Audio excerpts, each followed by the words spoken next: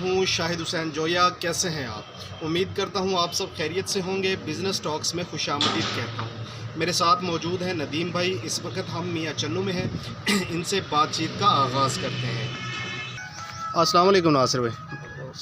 Sorry Nadeem بھائی، السلام علیکم. وعلیکم السلام. کیسے ہیں آپ؟ ٹھیک ہے جی الحمدللہ. آپ کی زندگی کی جو سٹوری ہے وہ میں نے سنی، بڑی زبردست، انسپائرنگ اور موٹیویشنل ہے. جی سٹارٹ کریں گے جب آپ کے پاپا جو ہیں وہ ناشتے کی ریڑھی لگایا کرتے تھے اور آپ ان کے ساتھ کام کیا کرتے تھے. جی جی یہ کافی پرانی بات ہے. بہت عرصہ پہلے میں اپنے والد صاحب کے ساتھ ناشتے کی ریڑھی پہ ان کے ساتھ ان کی ہیلپ کیا کرتا تھا. تو اس کے بعد کافی عرصہ ان کے ساتھ رہا. تو 2000 میں ہماری وہ انکروچمنٹ میں دکان کریش ہوگی. تو اس کے بعد ہم نے پھر سڑک کے اوپر ہی اپنا کام شروع کیا علیحدہ سے. مطلب کوئی بھی سبزی وغیرہ اور فروٹ وغیرہ کی ریڑھی لگا لیتے تھے اور اپنے گھر کا جو گزارا کرتے تھے. پھر آہستہ آہستہ مطلب کرتے رہے. کافی مطلب 2 سال میں یہ سبزی وغیرہ، پیاز وغیرہ، فروٹ وغیرہ اپنے ابو کے ساتھ آوازیں لگا کے بیچا کرتا تھا. اور پھر 2 سال کے بعد پھر میں نے کہا کہ یار یہ نا میرے لیے اتنا کافی نہیں ہے، تو میں کچھ اور کروں گا. پھر میں نے مطلب میرے پاس 2000 روپیہ تھا، اس وقت کی بات ہے. 2000 روپیہ تھا تو میں نے ایک نا وہ سونی کمپنی کی ایک ٹیپ ریکارڈر ہوتی تھی. میرے دل نے چاہا کہ نا وہ خریدی جائے. تو میں نا فیصل آباد گیا تو وہاں سے میں نے نا 2000 کی ٹیپ لینے کے لیے مارکیٹ میں ریٹ وغیرہ چیک کیے. تو پیدل ہی تھا میں. تو ادھر مارکیٹ کے قریب ہی نا وہ گارمنٹس کی ایک مارکیٹ تھی جناح کالونی کے نام سے. وہاں سے میں نے 2000 کی بجائے ٹیپ کی بجائے نا 2000 کی میں نے ٹی شرٹس وغیرہ خرید لی. ٹی شرٹ اس وقت کوئی 40 روپے کی ملتی تھی، کوئی 50 کی تھی، کوئی 60 کی تھی. میں نے 2000 کی جتنی بھی بنی وہ میں لے کے آ گیا. تو ٹیپ وغیرہ مجھے بھول گئی. تو واپس آیا تو میں نے دوستوں کو بتایا، میرے جو ایج فیلو تھے، کلاس فیلو تھے، جو محلے گلی میں کرکٹ وغیرہ کھیلتے تھے. تو ان سے میں نے بات کی بھی یار میں نا یہ ٹی شرٹ وغیرہ لے کے آیا ہوں، تو آپ کو اگر کوئی پسند ہیں تو آپ لے لیں. تو میں نے ان کو جناب کوئی 100 روپے کی بیچی، کوئی 90 روپے کی بیچی. جس طرح مطلب کسی نے چیز پسند کی اس حساب سے میں نے سیل کر دی. پھر میں نے مطلب 2000 کی بجائے میرے پاس 5000 روپیہ ہو گیا. 3000 پروفٹ ہو گیا آپ کو. 3000 مجھے پرافٹ ہو گیا، جو کہ مطلب میں نے اپنے گھر کے اندر اپنے بیٹھک میں رکھ کے تو وہاں پہ دوستوں کو بلا کے سیل کر دی. پھر دوبارہ میں لینے گیا تو میں نے 5000 کی لی تو مجھے 12000 روپے کی مطلب ٹوٹل میرے پاس انویسٹمنٹ 12000 ہو گئی. یعنی 7000 روپیہ بچا. 7000 روپے بچت ہو گئی. 2000 کا 12000 روپیہ آپ نے بنایا کتنے دنوں میں؟ یہ ایک ہفتے کے ٹائم. ایک ہفتہ. اس کے بعد مطلب میں نے نا دکاندار وغیرہ جو کافی جاننے والے تھے انہوں نے کہا یار آپ نے مطلب وہ گارمنٹس کا کام شروع کیا، ہمیں بھی یہ آئٹم دیا کرو. تب مطلب موسم تھا وہ ہائی نیک وغیرہ کافی چلتی تھی. ہائی نیک وہ نیچے سے سردی کی وجہ سے پہنی جاتی تھی. تو وہ میں نے نا بلک میں اٹھا لی، مطلب 100 پیس اٹھا لیا. تو میں نے نا 2-3 دکانداروں کو دے دی. 2-3 دکانداروں کو دے کے نا تو میں 1 مہینہ اس پیسے کا انتظار کرتا رہا. اچھا. پھر میرے ایک انکل تھے جاننے والے، وہ دوست تھے ابو کے. انہوں نے کہا بیٹا آپ یہ جو ہے نا 2-3 لوگوں کو دیتے ہو، آپ اس کے 6-6 پیکٹ کے بنڈل بنائیں جو آپ 10-12-15 بندوں کو دے سکیں گے. اس سے یہ ہوگا کہ آپ کی جو ہے نا وہ ریکوری جلدی ہوگی. ٹرین گزر جائے 1 منٹ. انہوں نے مجھے ٹپ دی کہ بھی نا آپ ایسے کرو کہ یہ 10-12 لوگوں کو دو، اس سے یہ ہوگا کہ آپ کے کسٹمر بڑھیں گے، آپ کو ریکوری جلدی ہوگی. تو میں نے 6-6 کے بنڈل بنائے. تب وہ مطلب مجھے 50 روپے کی ملتی تھی تو میں نے نا مطلب 70 روپے کی سیل کی.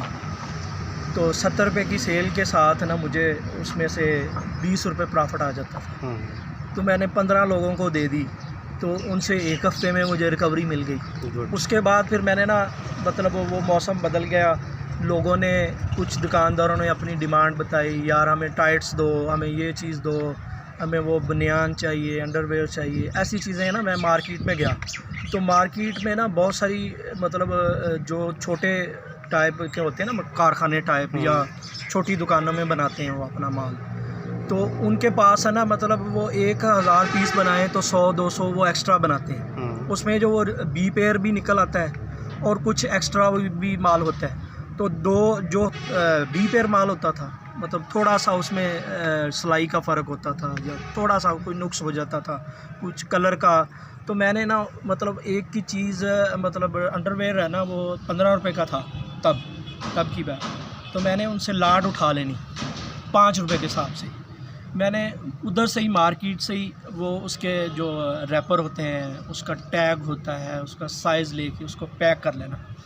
تو مارکیٹ میں ایک چیز سامان سارا فیصل آباد سے فیصل آباد سے لیتا تھا. فیصل آباد کون سی مشہور مارکیٹ ہے؟ فیصل آباد ایک تو جناح کالونی ہے، ایک ہے قائد اعظم مارکیٹ، باقی مختلف اس میں جو ایکسپورٹ کوالٹی کی ہوتی ہیں چیزیں جو مطلب باہر کے ملک میں جاتی ہیں زیادہ، وہ کچھ لوگ ان کی مختلف جگہ پہ ہیں، وہ مارکیٹ سے ہی رابطے ان کے مل جاتے ہیں. آپ یعنی وہاں پیک کر لیتے تھے اس کو؟ میں اس کو پیک بھی کر لیتا تھا. پھر کبھی کوئی چیز ایسی مل جانی جیسے کیپ ہو گیا اس پہ مارکیٹ میں ہی وہ سلائی کروا لینی اس کو. مطلب پہلے کی بات ہے وہ 2 روپے کا پیس تھا، اس کے اوپر 2-2.5 روپے کی ایمبرائڈری ہو جاتی تھی. جیسے آج کل مطلب وہ ٹی شرٹیں ہیں اس پہ آپ اپنا برانڈ کا اپنا نام یا کوئی بھی جو مشہور برانڈ ہے اس پہ ایمبرائڈری ہو جاتی ہے، تو ایزیلی کاریگر بھی مل جاتے ہیں. وہاں پہ بڑی مارکیٹ ہے.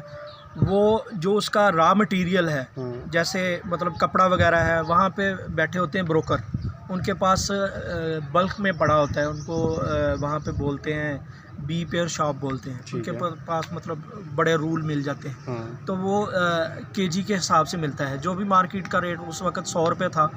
تو میں نے وہ چیزیں لی، اس کی کیپ بنوائی. کیپ بنوانے کے بعد میں نے وہ اس کو پیک کیا. پیک کرنے کے بعد میں نے سپورٹس کی شاپ پہ اس کو سیل کیا. پھر میں نے جنرل اسٹور پہ گارمنٹس والوں کو مختلف مطلب میں نے وہ آہستہ آہستہ میری جو ہے وہ میری راس جو بڑھتی گئی، تو اس میں پھر میں آگے اسی مارکیٹ میں چلتا پھرتا گیا. اچھی گریپ آپ نے بنا لی. جی. جو بزنس آپ نے 2000 روپے میں سٹارٹ کیا تھا، جی، اس کو اب آپ ایز اے سپلائر چلے گئے. جی، ایز اے سپلائر چلا گیا. یعنی مٹیریل لیا اور اس میں جنرل اسٹور اس دکانوں میں پہ دیا. ایک جو چیز تھی وہ ایک جو سب سے بہتر چیز تھی کہ میں نے کسی بھی شاپ کیپر کے ساتھ وہ کوئی 2 نمبری والا کام نہیں کیا تھا.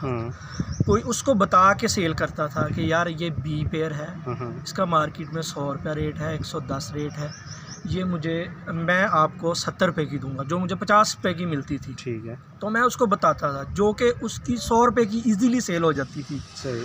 اور اس کو کیا فائدہ ہوتا تھا کہ مارکیٹ میں کمپٹیشن چلتا ہے. آپ کو پتہ ہے آج کل کا دور ہے، کمپٹیشن کا دور ہے. مارکیٹ میں کمپٹیشن کی وجہ سے جو بندہ ایک لاہور سے یا کراچی سے 100 روپے کی لے کے آئے گا، اس کا 10 روپے اس پہ ایکسپینسز آئیں گے ٹرانسپورٹیشن کی. تو اس میں جو ہے وہ مارکیٹ میں 130 کی یا 150 کی بیچے گا. اس کے اخراجات ہیں، ملازم لوگوں کے یا خرچے ہیں، جو بھی آپ کو پتہ ہے کاروباری لحاظ سے. تو اس لیے اس کی جو سیل تھی نا وہ بڑھ جاتی تھی. بالکل ایسے. مطلب ایک دکاندار ہے، سب جو کسٹمر ہے وہ ہر شاپ پہ جا کے نہیں ریٹ پوچھتا. جو مطلب ایک شاپ پہ جا رہا ہے وہ کنٹینیو اس پہ جا رہا ہے. لیکن جو 100 روپے کی خریدے گا نا، وہ مارکیٹ میں جا کے ہر دوستوں کو بتائے گا یا فیملی کو بتائے گا بھائی فلاں دکان سے 100 روپے کی چیز مل رہی ہے. بالکل ایسے ہی ہے. اس سے سیل پھر بہتر ہوتی تھی. تو یہی ہے کہ آہستہ آہستہ پھر میں نے یہ 2-3 سال کیا اس کو.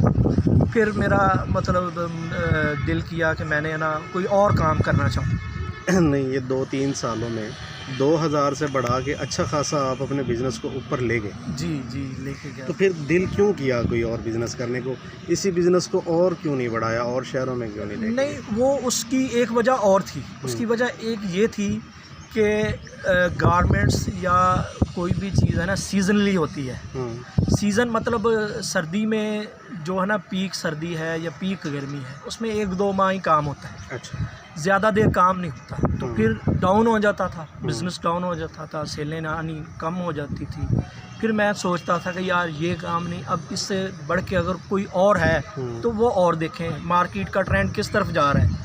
میں پھر اور کوئی کام پکڑ لیتا تھا. تو 2-3 سال کے بعد آپ نے اس کام کو بالکل چھوڑ دیا یا اس کو بھی ساتھ چلایا؟ اس کو یاد رکھا, مطلب کسٹمر وہی رہے. اچھا, کسٹمر وہی رہے, کسٹمر وہی رہے, پروڈکٹ چینج ہو جائے. ان سے مطلب دیکھا کہ ان کے پاس جناب وہ امپورٹڈ جو ہے شو پالش ہے, کاسمیٹکس ہیں, دوسری تیسری چیزیں, وہ میں نے پنڈی سے, راول پنڈی سے وہ لے کے آنی.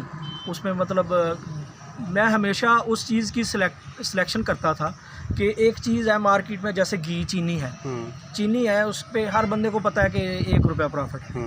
میں یہ سوچتا تھا کہ یار کوئی ایسی چیز لوں جس پہ مجھے 10, 20, 50 روپے پروفٹ ہو. اچھا, میں اس کی طرف جاتا تھا. یعنی آئٹم سلیکشن میں بڑی یعنی مہارت. بالکل, وہ مطلب چائنا کا رومال ہے, اس میں 5 روپے پروفٹ تھا, 10 روپے پروفٹ تھا. شو پالش کوئی نہیں لے کے آتا تھا, اس میں 30-40 روپے پروفٹ تھا.